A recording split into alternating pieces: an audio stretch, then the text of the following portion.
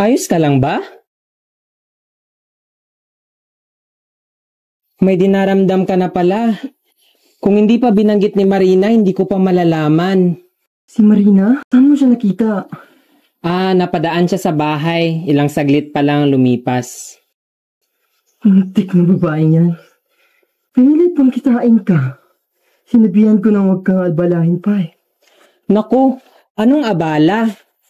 Hindi yun abala, Toryo. Pinagsabihan ko pa kung bakit hindi niya agad pinabatid. Aligaga nga siya nang makita ko. Akala ko tuloy, patay ka na. O di kaya nasa bingit na ng kamatayan. Carding, huwag mong hayaang bagabagin ka ng babaeng yun. Lahat na lang inaabala niya. Minsan na iniisip ko kung nagkaalala siya sa mga bagay na ikakaalala niya. Ngunit, may katuwiran siyang mabalisa, Toryo. Mukhang malubha na nga ang iyong sakit. Carding, lagnat lamang to. Malayo to sa bituka. Ang taas ng lagnat mo, Toryo. Paanong lumala ng ganyan?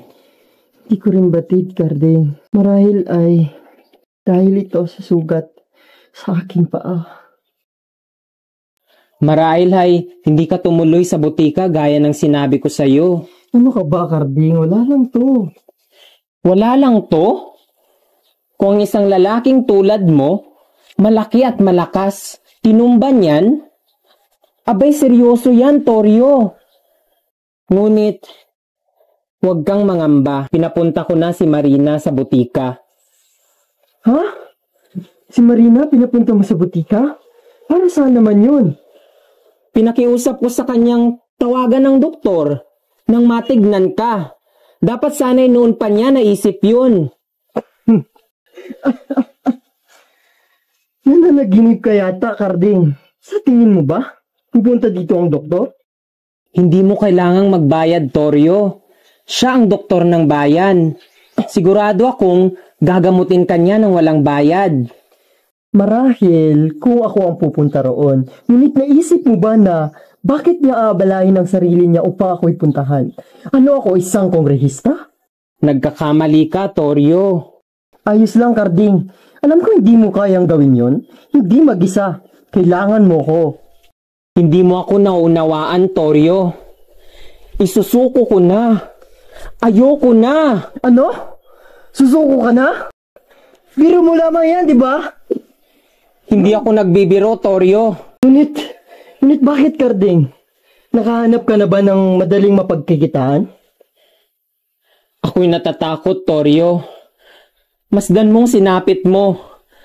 Paano kung sa akin naman mangyari yan? Ako'y salat sa lakas. Ni kalahati ng taglay mo, wala sa akin. Kaya pala. Ang maliit na sugat na ito'y kinakatakutan mo ng husto. Uy, tingnan mo, wala ang dugong pumatak. Narinig mo naman siguro ang sabi-sabi ng mga matatanda, hindi ba? At ano raw ang sabi nila? Na kapag ang isang tao'y masugatan, ni magasgas, ng kahit kaunting buto lamang ng patay, mamamatay. Naniwala ka naman. Siyempre, totoo yun, Toryo. Para kang batang niloko ng multo sa dilim, Carding. Hindi tumalon ang bangkay sa kanyang nitso upang ibaon ang kanyang tadyang sa paa ko. Aksidente ang lahat. Walang kababalaghan, Carding. Kahit pa. Sa simenteryo mo pa rin nakuha ang sugat na yan. Toryo, huwag na nating gambalain pa ang mga patay. Nakakakilabot. Hindi natin alam kung kailan sila gaganti. Ano bang magagawa ng multo liban sa multuhin tayo? Sino bang takot sa multo? Mas gugustuhin ko pang manakit ng buhay. At kapag nahuli ka nila, anong gagawin nila? Diretso ka sa kulungan. Carding, mahabagin ang mga patay. Mula nang pinasok ko to, hindi na ako nakatulog ng mahimbing, Toryo. Para tayong nagnakaw ng laruan sa sanggol. Masama, madumi, kahiya-hiya. Kung puso't damdamin ang paiiralin mo, mamamatay ka sa gutom, Carding. Gugustuhin mo ba yon?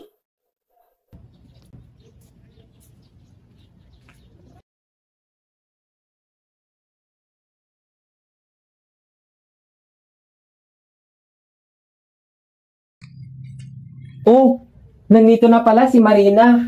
Marina, nasaan ang doktor? Kumusta na si Torio? Mataas pa rin talaga ang lagnat niya. Tila lalo pang lumala. Ang tanong ko'y di mo pa sinasagot, Marina. Nasaan na ang doktor? Hindi siya sumama sa akin. O kita nyo. Diba't sabi ko na sa inyo, kung pumarito siya, baka sa gulat pa ako mamatay. Eh bakit nga ba't hindi siya sumama, Marina? Siya ba'y abala? Hindi. Di naman. Naman siguro. Anong sabi niya? Gusto niyang dalhin natin si Torio sa kanya. Ano? Paano natin gagawin yun? Ni hindi nga makaupo ng tuwid si Torio, oh. Sino nagsabing hindi ko kaya? Kaya ko! Torio, huwag mo nang pilitin. Kung nanaisin ko, kaya ko! Huwag na. Baliw na siguro yung doktor na yan. Takot lang ang doktor na yan. Nasa halip na bayaran ko siya, baka ako pa ang hihingi ng limos. At kung nagkataon, hihingi talaga ako. Sigurado ka bang ginawa mo ang lahat para sumama ang doktor, Marina? Siyempre naman, Carding. Takot kayong dalawa na baka ako'y mamatay. Sinong pagsasabing hindi kayo mawala sa akin? Anong gagawin natin ngayon, Carding? Kung papakinggan mo siya, ang lagnat na tila umabot na sa kanyang ulirat. Dalhin na kaya natin siya sa ospital, Marina. Di yun ganun kadali, Carding. Pinakaayaw niya sa lahat, yung ospital. Alam ko. Nauunawaan ko. Ngunit, kung kailangan natin siyang kaladkarin sa ospital, gagawin ko. E paano yun? Kung ayaw niya talaga, ayaw niya talaga. Pero Marina, hindi natin siya pwedeng pabayaan. Hindi mo ba nakikita? Mas malubha ang sakit niya kaysa sa inaakala natin. Ang tanging bumubuhay na lang sa kanya ay ang kagustuhan niyang mabuhay, Marina. Isang hiblang lakas na lang ang pilit niyang kinakapitan. At kapag tuluyang maputol yun, baka huli na ang lahat. Hoy! Ano pinagbubulungan niyo dyan? Para kayong bagong kasal sa ilalim ng buwan. Mabuti pa't pumunta ka na sa kanto, Marina. Maghanap ka ng sasakyan. Dali na natin si Torio sa ospital. E paano yun? Wala nga tayong kahit kusing pambayad dyan sa jeep. Ako nang bahala ron. May naitabi pa ako rito. Ha? At para saan ang jeep, Aber? Magtatana na kayo? Hindi man lang ba kayo makahintay na mahimlay muna ako sa aking kabaong? Torio, dadalhin ka na namin sa ospital. Hindi! Hindi ako pupunta kahit saan. Hindi ko kailangan ng paintulot mo, Torio. Abay, ganun na lang? Para bang wala akong sariling dangal? Bakit? Pagkaari niyo ba ang katawan ko? Dahil alam naming itong makakabuti para sa iyo, Torio. Ayoko nga! Torio, makinig ka. Mag-isip ka ng mabuti. Malubha na ang iyong sakit. Kung kailangan ka naming hilain papuntang ospital, gagawin ko. Okay, subukan mo. Subukan mo lang. Lalaban ako kahit ikakamatay ko pa, Carding. Torio. Carding, kaibigan kita. At ang pinakaayaw ko sa lahat yung pinanguna yung desisyon ko. May sarili pa akong ulirat, oh. Sige. Kung yan ang nais mo, ayoko nang makipagtalo. Torio, makinig ka naman sa amin. Bakit? Bakit ganyan kayo kung makapag-alala? Anong klaseng tanong yan, Torio? Mali ba ako, Marina? Hindi ba't matagal mo nang gustong mangyari ito? Hindi ba't matagal mo nang pinagdadasal sa langit na ako'y mamatay na? Ano bang pinagsasabi mo? Marina, alam kong nagsawa ka na. Hindi yan totoo, Torio. Huwag mo na itanggi, Marina. Sabihin mo na lang. Inaamin ko. Pagod din ako. Nagsawa din minsan. Pero ako, may laya. Ikaw nakagapos. Naipit ka sa mundo akong may gawa, Marina. Torio, bakit ganyan ka mag-isip?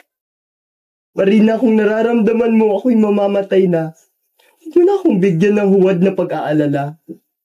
Hayaan mo na lang akong mamatay, Marina. Isa itong bagong simula para sa iyo. Pagkakataon mong makalaya at magsimulang muli. Si Carding marahil. Toryo! Maginoo rin naman niyang si Carding, Marina. Kita mo, hindi pa ako patay, hawak-hawak ka na niya. Toryo, si Carding na lang ang kaibigan natin. Ang nag-iisa nating kaibigan. Tapos, ganyan mo pa siya pagsalitaan? Carding, pagpasensyahan mo na si Toryo. Hindi niya alam ang kanyang sinasabi. Huwag kang mangamba, Marina. Batid ko ang nararamdaman mo. Kita mo na? Hindi pa ako lubusang binabawi ng hininga, kinakampihan mo na siya? Hindi pa ako patay, Marina, pero ang puso mo'y nasa kanya na. Toryo! Ano bang pinagsasabi mo? Sa tingin mo ba kaya kanyang alagaan? Hindi nga siya makahanap ng matinong trabaho. Sa tuwing nagkakasakit ako, hindi niya kayang ihawon ang aming negosyo. Negosyo? Anong negosyo? Paano pa kaya kung kayong dalawa na lang? Mamamatay kayo sa gutom. Carding! Anong negosyong pinagsasabi niya? Wala yun, Marina. Huwag mo siyang pakinggan. Nababaliw na ata tong si Toryo. Nababaliw? Nais mo bang malaman kung saan talaga galing ang perang inuwi ko? Toryo, tama na. Ito'y galing sa negosyong hindi kailangan ng puhunan, kundi tibay ng sikmura. Toryo, tumigil ka na. O bakit? Nahihiya ka? Nahihiya ka malaman na asawa ko na bangkay ang bumubuhay sa atin? Carding! Anong pinagsasabi niya? Huwag mo siyang pakinggan, Marina. Wala na siya sa kanyang wisyo. Bakit? Hindi ba totoo? Akala mo ba, ang perang inuwi ko gabi-gabi ay galing sa pagpapakahirap ko sa pantalan? Ha! Tagal kitang naloko, Marina. Anong sinabi mo? Para mas maunawaan mo, Toryo! ninanakawan namin ng mga patay, Marina. Anong pinagsasabi mo? Hinuhukay namin ng mga nitso. Nililin na ang katahimikan sa mga libingan. Nagnanakaw kayo? Sa patay? Oo. Bakit hindi? Habang buhay na silang tahimik, sa ilalim ng lupay na itatago ang mga kayamanan, mga kwintas, mga singsing, mga relo, pati gintong ngipin. Bakit natin nahayaang mapaon sa lupa ang mga kayamanan yun? Samantalang tayong buhay ay unti-unti nang namamatay sa gutom. Toryo, sabihin mong hindi yan totoo. Sabihin mo kasi malingan lang ang lahat ng ito. Totoo, Marina. Si Carding, siya ang kasama ko gabi-gabi sa paglalapastangan. Noong una'y nanginginig. Pawis na pawis, tila batang nawawala. Ngunit kalaunay, Hindi ko ginusto, Marina. Hindi ko ginusto. ngunit napilitan siyang gawin yun dahil kailangan. Sapagkat kailangang mabuhay. Kahit pa mula sa kamay ng mga patay, Marina. Dahil kapag sa buhay siya nagnakaw, palagi siyang nauhuli dahil siya ay mabagal. Hindi tuso kundi lampa. Ngunit sa patay, napakadali. Nang masanay, para na lamang siyang nagnanakaw ng laruan sa kamay ng musmos. Hindi nagsusumbong ang mga patay. Hindi lumalaban. Hindi man lang sumisigaw. Tama na, Toryo! Hindi ko na masikmura ang mga pinagsasabi mo. O Diyos ko, mga kaawa-awang banal. Banal? Mga kaluluwang inyong nilapastangan! Anong banal? Patay na sila, Marina. Toryo, nakakalimutan mo ba? Nung panahong wala tayong matirhan, dito tayo tumuloy sa kanilang tahanan. Hindi sila nagreklamo. Hindi tayo tinawag na timawa. Hindi rin sila nagpaalis sa atin. Pero ano? Anong ginawa mo? Ito ang kabayaran? Kinasusuklaman ko sila, kaya ko sila ninanakawan. Kinamumuhian ko silang lahat. Suklam? Bakit, Toryo? Ano bang ginawa nila sa iyo? Tignan mo sila. Hindi ba't nakakagalit? Tignan mo! Napakakampante nila sa kanilang libingan. Parang sanggol. Walang kirot, walang problema, hindi nagugutom, samantalang tayo. Halos mamatay tayo sa gutom, Marina. Marina, huwag mo na siyang pakinggan. Mukhang bibig niya yan noon pa. Isang gabi, habang ako'y pauwi, inabutan ako ng napakalakas na ulan. Tumakbo ako at nagkubli sa isang puntod malapit sa daan. Pag-aari ng yumaong negosyanteng insek. Ang kanyang nitso, Diyos ko po, parang palasyo. Marmol ang pader, bubong, at may mga ilaw pa. Sa loob, naroon ang bangkay na nakahimlay sa mamahaling kabao. Komportable, tahimik, at hindi giniginaw. Samantalang ako, basa, nilalamig, nanginginig sa gabit ulan, pauwi sa barong-barong na ang bubong ay karton at tumutulo kahit kaunting ambon. Bakit? Bakit siya napatay na ay may marmol na bubong, habang ako nabuhay pa ay wala man lang silong? Mas may karapatan ba siya sa mga bagay na tinatapon sa kanyang libingan, kaysa sa akin na nabubuhay ngunit nagugutom? Hindi ba tayo ang mas nangangailangan na makakapal na dingding upang protektahan ang ating mga sarili? Baka may nakakita na sa inyo. Sino makakakita sa amin kung sa hating gabi kami kumikilos? Ang Diyos, Toryo. Ang Diyos? Bakit binabantayan ng Diyos ang mga patay na samantalang tayo yung buhay pa na ay naghihirap? Anong klase ang Diyos mo, Marina? Diyos ko naman, Toryo! Kapag ika'y namatay, akala mo tatanggapin ka pa ng langit? Ni ang impyerno hindi natatanggapin ng kaluluwa mo! Bakit palagi mo lang sinasabi na ika'y mamamatay, Toryo? Ika'y mamamatay? Gusto mo na talaga akong mamatay, Marina? Hindi, Toryo! Bakit ko naman gugustuhin yon? Umamin ka na, Marina. Nais mo akong mamatay para magsama kayo ni Carding. Ngayon, malinaw na sa akin, Marina. Kayong dalawa, kayong mga tapsel! Matagal niyo na pala akong hinihintay na malagutan ng hininga para may sa katuparan ng mga kalandian ninyo.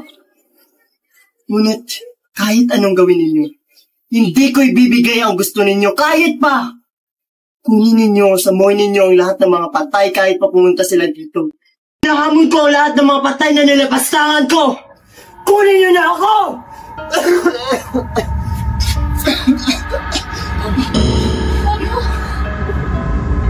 Kantig! Kantig! No! Tulungan mo ako, Kantig! Marina, kumuha ka ng tubig! Bilis! Toryo! Marina, bilis! Toryo! Tubig! Toryo! Marina! Toryo! Alis ka lang? Painumin mo siya ng tubig. Ayos lang ako, ma. Hindi nila ako kaya. Hindi nila ako kaya patayin. Nasaan si Carding? Nandito ako, Toryo. Pati naman, Carding. Carding, pasensya ka na sa lahat na nasabi ko. Hindi ko sinasadya, Carding. Parang lasing na ako noon. Hindi mo kailangang magpaliwanag, Toryo. Nauunawaan ko. Huwag ka nang magsalita. Kailangan mong magpahinga. Oo, Carding. Pagod na ako. Sige, magpahinga ka muna. Pahinga ka na lang muna, Toryo. Na may mapatawad din ako sa lahat ng mga nasabi ko sa iyo. Huwag ka nang magsalita. Pati sa iyo, Marina. Magpahinga ka na lang muna.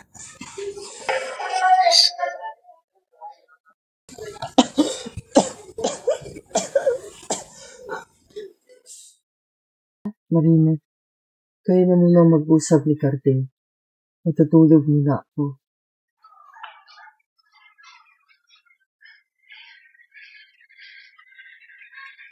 Toryo? Kantig! Toryo? Toryo! Toryo! Kantig! Toryo, gumising ka! Toryo! Toryo!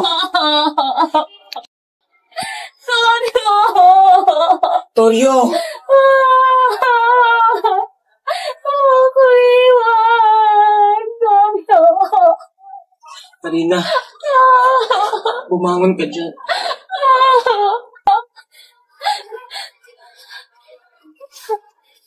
Napakabilis ng mga pangyayari. Parang mga kamay na may humablot agad sa kanya. Toryo,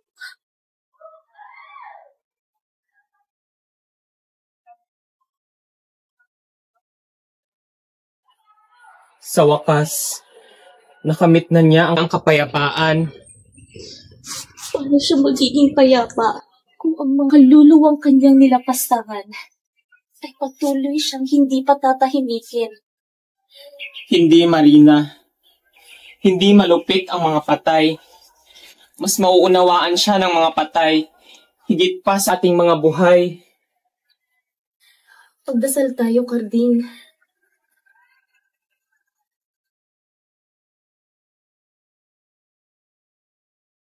Ama namin, sumasalangit ka.